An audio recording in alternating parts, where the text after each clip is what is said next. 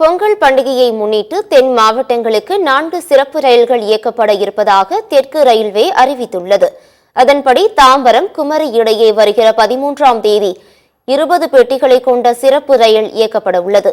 இந்த ரயில் தாம்பரத்தில் இருந்து இரவு 10:30 மணிக்கு புறப்பட்டு விழுப்புரம், கடலூர் துறைமுகம், சிதம்பரம், தஞ்சாவூர், அருப்புக்கோட்டை, நெல்லை வழியாக மறுநாள் பகல் 12:30 மணிக்கு குமரி சென்றடையும். சென்ட்ரல் நாகர்கோவில் இடையே வருகிற 12, 19 ஆகிய தேதிகளில் 22 பெட்டிகளை கொண்ட சிறப்பு ரயில் இயக்கப்பட உள்ளது. இது நள்ளிரவு 11:30 மணிக்கு புறப்பட்டு அரக்கோணம், காட்பாடி, கரூர், மதுரை, நெல்லை வழியாக மறுநாள் மதியம் 1 மணிக்கு நாகர்கோவில் சென்றடையும்.